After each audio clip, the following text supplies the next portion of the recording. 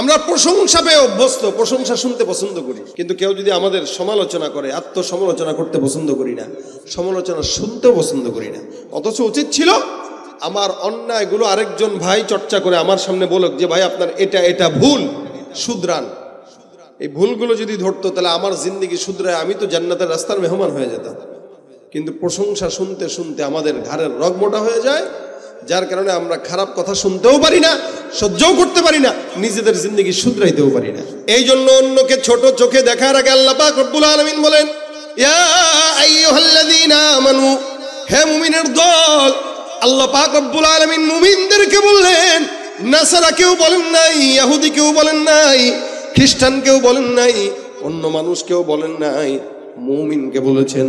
তার মানে আপনার মতো আমার মতো নালায়েক বান্দাকে আল্লাহ পাক নাম দিয়েছেন কি বলে? মুমিন। বলেন কি নাম দিয়েছে? মুমিন। আপনি আমি নামাজ ঠিক মতো পড়ি না, আপনি আমি ইমানদার ঠিক মতো নয়, যা দান করি না, সাদকা করি না, মিথ্যা কথা বলি, হকের উপরে চলি না, এরপরও আল্লাহ পাক আপনাকে আমাকে দয়া করে নাম দিয়েছেন ইয়া আইয়ুহাল্লাযীনা আমানু। আল্লাহ পাক রব্বুল আলামিন বলেন, হে মুমিনের দল, তোমরা মনে রাখবা, লা ইয়াসখর কওম মিন কওম, কোন কওম যেন কোন কওমকে ছোট চোখে না দেখে।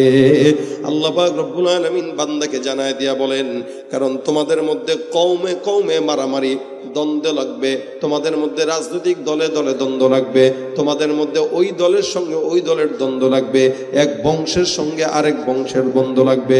এ কোন বংশের বলো অমুক বংশের, ও কোন বংশের কয় অমুক বংশের, আমার বংশ তার চাইতে বড়, তার বংশ আমার ধারের কাছেও আসতে পারবে না।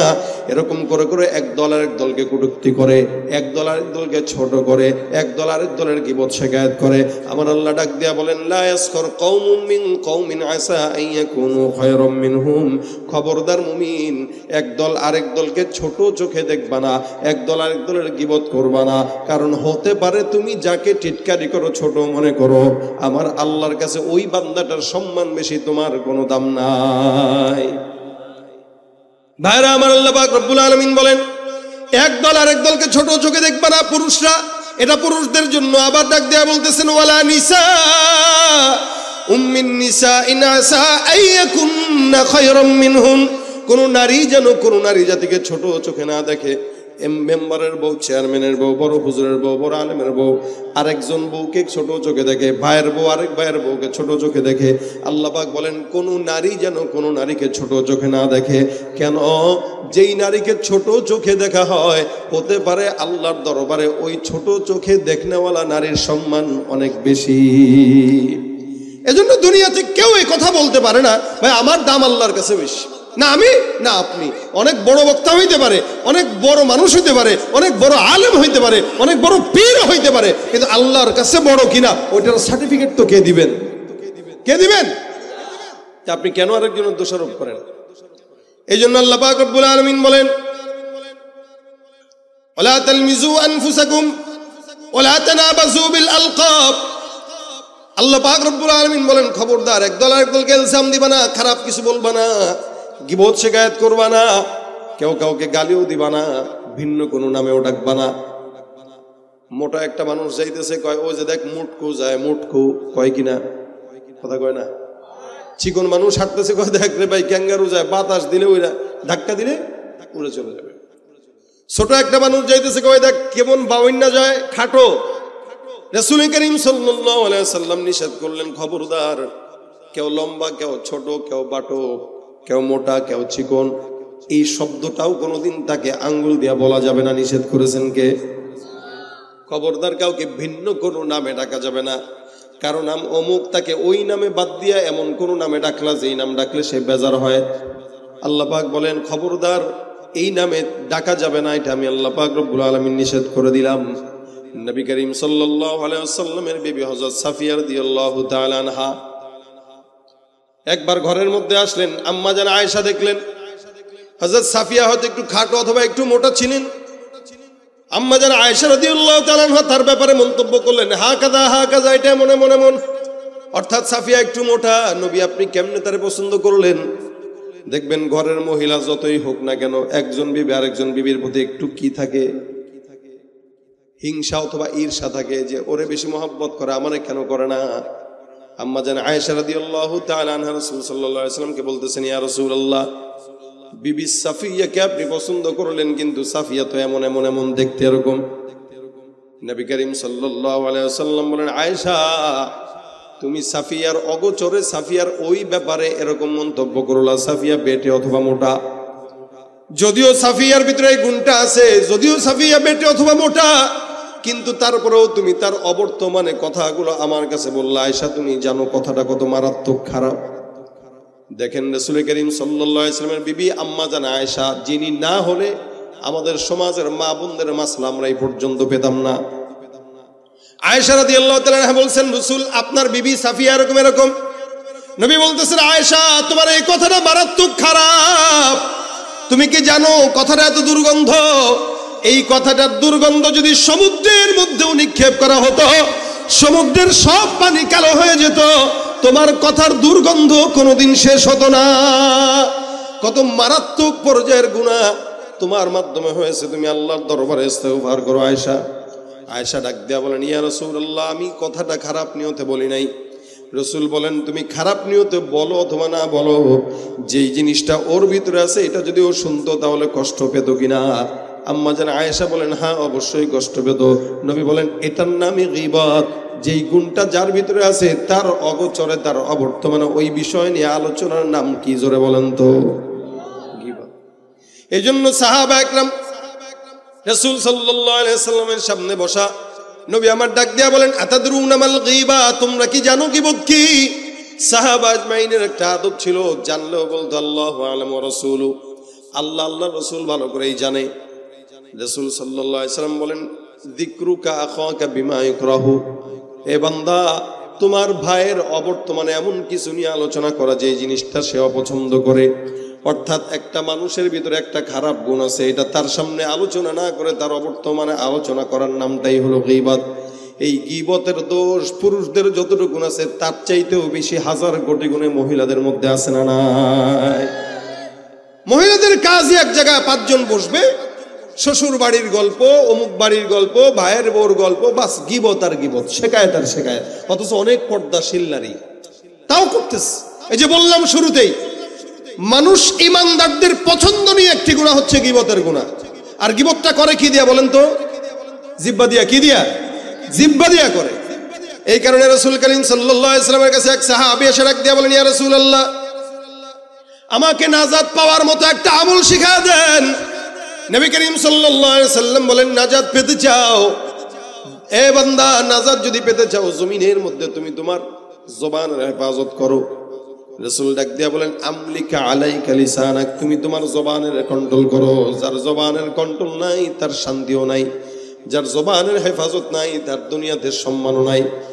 সিদ্দিক আকবর আবু বকর রাদিয়াল্লাহু তাআলা আনহু নাম শুনছেন তো ইনশাআল্লাহ? হ্যাঁ, কথা কয় না এরা? সবাই তো জানেন আপনারা, নাকি? আমাদের দেশে এমন আপনাদেরকে জিজ্ঞাসা করছি, আপনারা অবাক হয়েন না যে আবু বকরের নাম আবার জানে না কে? আজ থেকে 4-5 বছর আগে ইউটিউবে একটা ভিডিও দেখেছিলাম। ভিডিওতে এক লোক আরেক ইমানদারকে প্রশ্ন করতেছিল, ভাই আপনি 4 জন নবীর নাম বলেন তো। যাকে প্রশ্ন করছে সে হেসে খেলে বলতেছে, ভাই রে ভাই, 4 জন নবীর নাম ব্যাপার, বলেন আবু বকর, ওমর, ওসমান, আলী। সুবহানাল্লাহ কয় না?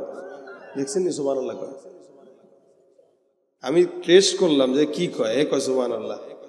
তাহলে মানে সেও জানে না আবু বকর, ওমর, ওসমান, আলী নবী না সাহাবী? জানোনি ভাই? জানে না? আরে মুসলমান, আবু বকর কে? বলেন কে? এই শিখে নাও, কে আবু বকর?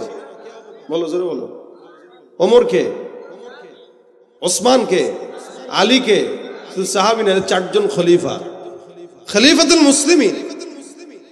নবীকে, সাহাবীকে আমাদের জানা নাই, কিন্তু আর্জেন্টিনার খেলোয়াড় ভালো খেলে কে ওটা জানা আছে। কথা কয় না? আছে না? কে গোল মারে ভালো, কে নাটক করে ভালো, কে দিগবাজি দিতে পারে ভালো, এটা আমাদের জানা আছে। কিন্তু রাসূলের সাহাবীদের নাম মুখস্থ নাই। আবু বকর সিদ্দিক রাদিয়াল্লাহু তাআলা আনহু, উনি একবার উনার জিহ্বাটাকে এরকম টান দিয়া বের করছেন, ডানে একবার নেয়, বামে একবার নেয়, উপরে একবার নেয়, নিচে একবার নেয়। সাহাবী আরেক দল দেখে ডাক দিয়ে বলে, আবু বকর কি ব্যাপার? জবানের জিহ্বাটাকে ডানে নাও, বামে নাও, সামনে নাও, পিছনে নাও, কেন? জবান দোষ করলো কি? আবু বকর ডাক দিয়া বলেন, জিহ্বাটাকে বারবার ডানে বামে নেওয়ার পেছনে কারণ হলো, যেই জিহ্বাটাকে ডানে বামে নেই, জিহ্বাটা মারাত্মক শয়তান।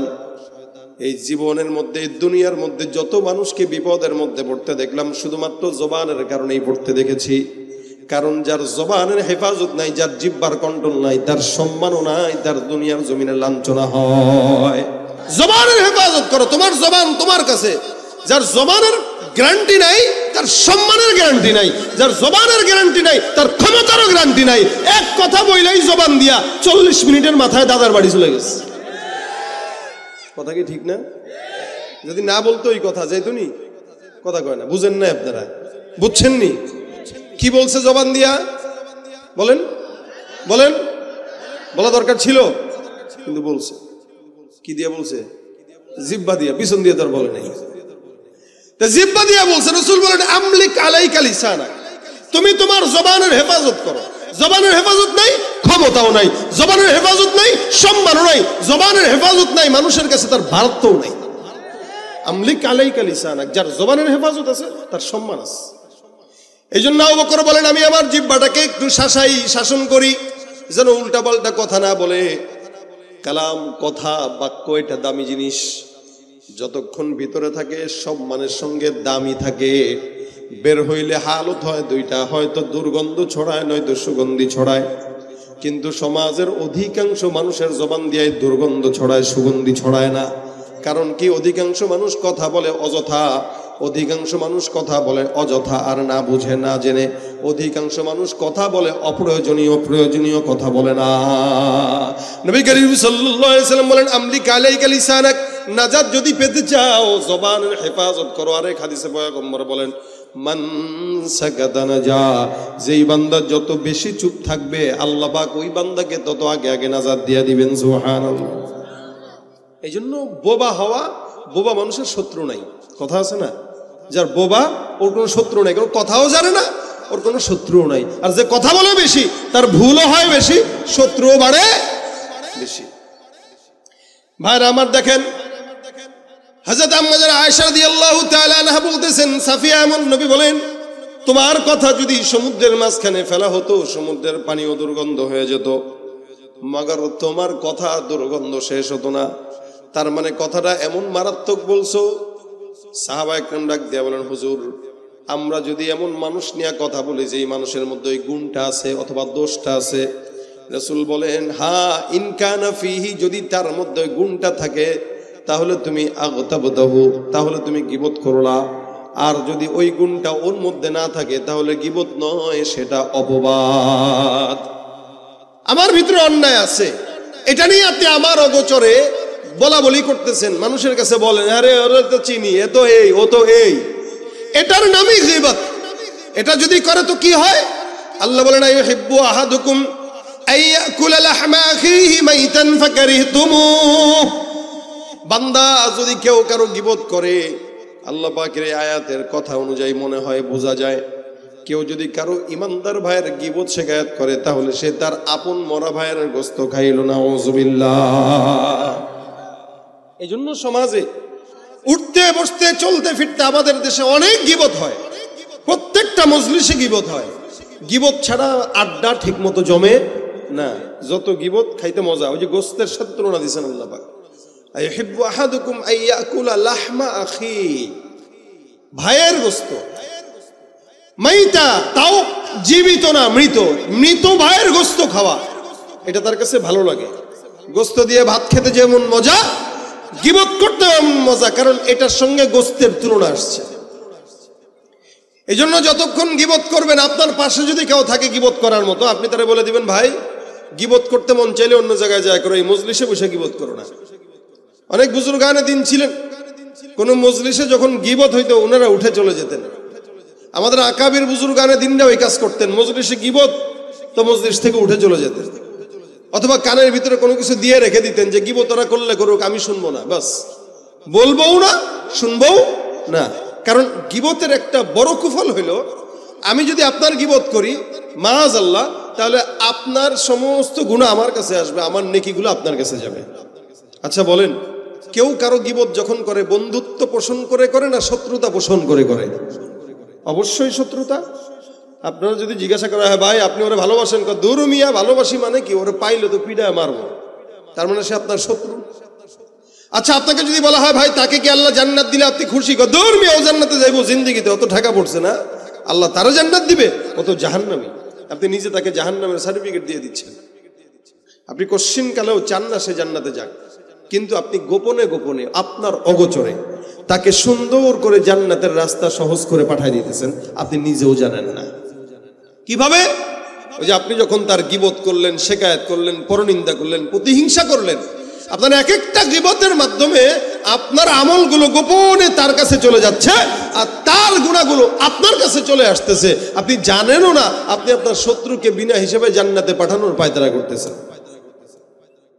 এই জন্য ভাইরা আমার, গীবত শিকায়াত আল্লাহ পাক জায়গায় জায়গায় বারবার নিষেধ করেছেন। খবরদার বান্দারা গীবত করো না, শিকায়াত করো না, বেঁচে থাকো। তাহলে গীবত করবো না, কি করব? কেউ যদি অন্যায় করে আল্লাহ পাক ডাক দিয়া বলেন, ইন্নামাল মুমিনুনা ইখওয়াতুন ফাআসলিহু বাইনা আখাওয়াইকুম ওয়াত্তাকুল্লাহ। মুমিন মুমিনের ভাই।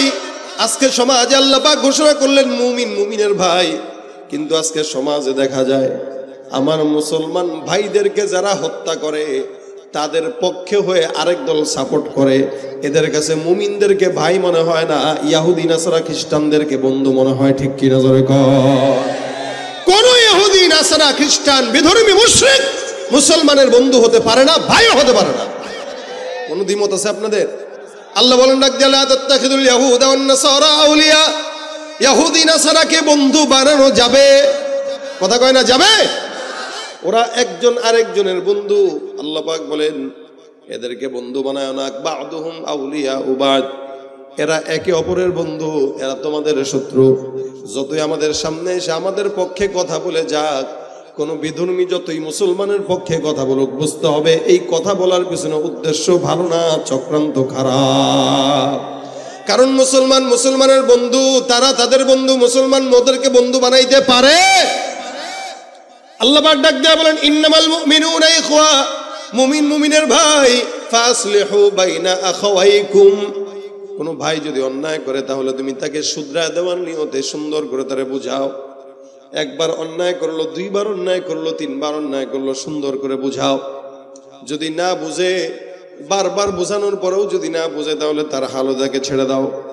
কারণ একবার হাত দিয়া বোঝাবো, তার দুইবার জবান দিয়া বোঝাবো, নিষেধ করব, এরপরে ঘৃণা করব। এরপরেও যদি সে অন্যায় কাজ করে, হিসাবটা তার হিসাব সে দিবে, আমার হিসাব আমি দেব। কিন্তু এরপরেও আরেক জায়গায় বসে বসে তার নামে গীবত করে নিজের অন্যায়কে বাড়াবো না।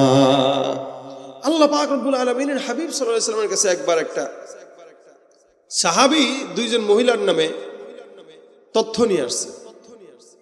দুইজন মহিলা। রাসূল করিম সাল্লাল্লাহু আলাইহি ওয়াসাল্লাম বলতেছেন, কি সমস্যা? কা হুজুর, দুইজন মহিলা রোজাদার, এরা রোজা রাখা অবস্থায় পানির পিপাসা লাগছে। রাসূল ডাক দিয়া বলতেছেন, পানির পিপাসা? আচ্ছা কতটুকু? কা হুজুর, এমন অবস্থায় যে তারা মৃত প্রায় হয়ে গেছে, মরবে খালি বাকি। রাসূল ডাক দিয়া বলেন, নিশ্চিত তারা গোশত খেয়েছে, যার কারণে পানির পিপাসা লাগছে। সাহাবীরা কা হুজুর, রোজা রাখছে, গোশত খাবে কি? হুজুর বলেন, না, এরা গোশত খেয়েছে। সাহাবা একরাম ডাক দিয়া বলে, হুজুর আপনি বলতেছেন, তার মানে তো অবশ্যই সত্য। ঠিক আছে, তাদেরকে ডাকি। তো ডাকা হয়। রাসূল করিম সাল্লাল্লাহু আলাইহি ওয়াসাল্লাম তাদেরকে প্রশ্ন করলো, এই তোমরা কি গোশত খেয়েছো? না হুজুর, আমরা তো রোজাদার। তাহলে একটা কাজ করো, আমি বলছি তারা গোশত খেয়েছে, তারা বলতেছে খায় নাই, এটার তো প্রমাণ হওয়া দরকার। দুইটা বল নিয়ে এসে দুজনের সামনে দিয়ে দাও, আর দুইজনকেই বলো আঙ্গুল গলার ভিতরে দিয়ে বমি করার জন্য। দেখবা তারা যে একটু আগে গোশত খাইছে, ওই গোশত ওই তাদের বমির সাথে বের হয়ে যাবে। সুবহানাল্লাহ। আচ্ছা বলেন, রাসূল যে কথা বলে মিথ্যা হয়? রাসূলের ধারণা মিথ্যা হয়? রাসূল করিম সাল্লাল্লাহু আলাইহি ওয়াসাল্লাম বলতেছেন, তাদের সামনে বল দাও আর আঙ্গুলটা গলার ভিতরে দিয়ে বমি করার জন্য আদেশ দাও। তো সাহাবী বললেন, এই ঠিক আছে, তুমি বমি করো। সাহাবীর কথা অনুযায়ী দুইজন মহিলা তাদের গলার ভিতরে আঙ্গুল দিয়ে বমি করলো। সাহাবী সহ রাসূল সাল্লাল্লাহু আলাইহি ওয়াসাল্লাম তাকায় দেখে, তাদের বমি করার পরে গলা দিয়ে যা বের হচ্ছে সব দুর্গন্ধযুক্ত গোশত আর গোশতের দলা। রাসূল সাল্লাল্লাহু আলাইহি ওয়াসাল্লাম বলেন, একটু আগে রোজা রাখা অবস্থায় নিশ্চিত তোমরা দুইজন গীবতের ভিতরে লিপ্ত ছিলা, আর গীবত করার কারণে তোমাদের ওই যে মধ্য ভাইয়ের গোশত খেয়েছো, ওই গোস্ত খাওয়ার কারণে তোমাদের পানির পিপাসা লাগছে, এটা আমি রাসূল বুঝতে পারছি, অন্য কেউ বুঝুক বা না বুঝুক। মহিলা দুজন স্বীকার করে বলে, ইয়া রাসূলুল্লাহ, হ্যাঁ আমরা আসলেই রোজা রাখা অবস্থায় গীবত করেছিলাম। রাসূল বলে, এই গোস্তগুলো সেই গীবত করার পরে যে মৃত ভাইয়ের গোস্ত খেয়েছিল সেই গোস্তের গীবত, গোস্ত বের হয়ে গেছে। আল্লাহ পাক রব্বুল আলামিন হাবিব বলতেছেন, সুতরাং বান্দা রোজা রাখা অবস্থায় হোক বা রোজা ছাড়া অবস্থায় হোক, কেউ মুমিন যদি আরেক মুমিনের গীবত করে, সে যেন তার মরা ভাইয়ের কি খাইলো গোস্ত। এই কারণে আল্লাহর নবী বলেন, খবরদার খবরদার কারো গীবত করবা না, শিকায়াত করবা না। আল্লাহ পাক রব্বুল আলামিন বারবার বান্দাকে জবানকে হেফাজত করার কথা বললেন। আজকে সমাজে মসজিদ থেকে শুরু করে মন্দির পর্যন্ত অথবা মাঠ পর্যন্ত, রাজনীতি পর্যন্ত, মসজিদ থেকে শুরু করে রাজনীতির মঞ্চ পর্যন্ত সব জায়গায় গীবত আছে, শিকায়াত আছে। একদল আরেক দলকে ছোট করা, খাটো করা, একদল আরেক দলের বিরুদ্ধে কথা বলা, একদল আরেক দলের গীবত শিকায়াত করা। গীবত তো করে 10 জন মিলা পানের আড্ডা নিয়ে তারপরে গীবত করে আর বলে, হ্যাঁ এটা আমাদের ইমানি দায়িত্ব। মনে রাখবেন, 2 কারণে গীবত করা জায়েজ। 1 নম্বরে কারোর মাধ্যমে যদি ইমানের কোনো ক্ষতি হয়, 2 নম্বরে কারো মাধ্যমে যদি সামাজিক কোনো ক্ষতি হয়। এই 2 কারণ ছাড়া যেই কারণেই গীবত করেন না কেন, গীবত কোনোদিন হালাল হবে না, ঠিক কিনা? সামাজিক ক্ষতি মানে এই সমাজের ভিতরে কেউ অন্যায় করতেছে, ইয়াবার চোরাচালানি অথবা অন্য কোনো গুনাহ, অন্য কোনো কথা, যেই কথার মাধ্যমে, যেই কাজের মাধ্যমে সামাজিক ক্ষতি হয়, এমন কোনো কাজ যদি কারো মাধ্যমে সংগঠিত হয়, তার ব্যাপারে সমাজের মানুষের কাছে সতর্ক করা ইমানি দায়িত্ব, এটা কোনো গীবত নয়। 2 নম্বর, সমাজের ভিতরে কেউ যদি ইমানের কোনো ক্ষতি করে, অর্থাৎ ফিতনা ছড়ায়, ফাসাদ ছড়ায়, অথবা সমাজের ইসলামকে মানুষের কাছে ভিন্নভাবে প্রকাশ করে, ইসলামের ভিতরে দ্বন্দ্ব লাগায়, এই টাইপের চিহ্নিত শয়তানদের ব্যাপারে স্পষ্ট প্রকাশ্যে গীবত করা জায়েজ, বরং গীবত নয়, ওটা ইমানি দায়িত্ব। এর বাহিরে সামাজিক ক্ষতি অথবা ইমানের ক্ষতি, ইসলামের ক্ষতি অথবা রাষ্ট্রের ক্ষতি, এর ক্ষতির বাহিরে কেউ যদি কারো কাছে কারো গীবত করে, ওটা গীবত, ওটা ইমানি দায়িত্ব নয়, ওটা অন্যায়, ওটা মারাত্মক গুনাহ। আর গীবতের গুনাহ নবী করিম সাল্লাল্লাহু আলাইহি ওয়াসাল্লাম অন্য হাদিসে বলেন, আল গীবাতু আশাদ্দু মিনাজ জিনা, জিনার চাইতেও মারাত্মক হলো গীবতের গুনাহ। নাউযুবিল্লাহি মিন যালিক। আমরা জিনাটাকে খারাপ মনে করি, যে এই লোক জিনা করছে, ওই লোক চুরি করছে, ওই লোক দুর্নীতি করছে, ওই লোক এই করছে সেই করছে, আমরা এগুলাকে খারাপ মনে করি। কিন্তু আমরা গোপনে গোপনে গীবত করতে করতে আমাদের জবানকে শেষ করে ফেললাম। এটাকে আমরা খারাপ মনেও করি না, বরং ইবাদত মনে করি। এই জন্য কোনো মুমিন যদি অন্যায় করে, মুমিন অন্যায় করলে আমাদের উচিত, ভাই, আল মুমিনু মিরআতুল মুমিন, রাসূল সাল্লাল্লাহু আলাইহি ওয়াসাল্লাম হাদিসে স্পষ্ট বর্ণনা করেছেন, একজন মুমিন আরেকজন মুমিনের আয়না। আয়না, আমি আয়নার সামনে যখন দাঁড়াবো, আমার গালের যত কালো দাগ আছে এগুলো আয়না দেখায় দেয়। আমাদের দেশের নারীরা আয়নার সামনে দাঁড়াইলে ওর কালো দাগ আয়না দেখায়, কিন্তু বাহিরে ওটা দেখা যায় না। কেন? এমন ভাবে মেকআপ পরে বের হয়, মোটামুটি 1-2 কেজি মেকআপ দেওয়ার কারণে তার কালো দাগ আছে নাকি কালো মেয়ে ধলা হয়ে আসছে, এটা বোঝার কোনো উপায় নাই। আচ্ছা, এই মেয়েটা যে কালো, এই মেয়েটার যে গালে ব্রণ আছে, এটা মেয়েটা তো জানে, কি বলেন? মেয়ে জানে, আর মেয়ের আয়না জানে। আয়না, কারণ আয়নার সামনে বসে বসেই সে এটাগুলো করছে। আয়না কি কোনোদিন বলে বেড়াইছে? বিয়ের সময় দেখবেন আমাদের দেশের মেয়েরা এমন সাজে, পুরুষ টেনশনে পড়ে যায়, আসলে কোনটা দেখছি, কোনটা বিয়ে করছি। বিয়ে করে দেখে একটা, করে আরেকটা, অথবা করে একটা, বাসায় যায় দেখে আরেকটা। অনলাইনে পণ্য ডেলিভারি দিলে, পণ্য নিলে যা হয় তা, অর্ডার দিবেন একটা, আসবে একটা। তা আমাদের দেশের নারীদের হালত হয়েছে এটা, বিয়ে করতে যাবেন দেখাইছে একটা, বাসায় নিয়ে দেখছেন আরেকটা। তো কেন? বলে ও কালো ছিল, বিয়ের দিনই মেকআপ টেকআপ করে সমস্ত কিছু ঢেকে তারপরে করছে। এই যে মেয়েটা মেকআপ করলো, তার কালো ওই চেহারা আয়না জানে আর সে জানে, কিন্তু আয়না কোনোদিন রাস্তায় বের হয়ে কাউকে জানায় নাই যে ভাই মেয়েটা কালো। আয়না গোপন রাখছে। আপনার আমার চেহারার কালো দাগ আয়না কি রাখে ভাই? গোপন রাখে, কোনোদিন বলে না। রাসূল আয়নার সাথে কেন এটার তুলনা দিলেন? কারণ আয়না মানুষের অন্তর দেখে, কি বলে, চেহারা দেখে, এটাকে কাউকে বলে না, দাফন করে দেয়। রাসূল বলেন, আল মুমিনু মিরআতুল মুমিন, একজন মুমিন আরেকজন মুমিনের জন্য আয়না। এটা কেউ যদি কারো দোষ জানেও, গোপন রাখবে, বলবে না। কেন? কারণ মুমিন মুমিনের জন্য আয়না স্বরূপ। তাহলে কি করবে?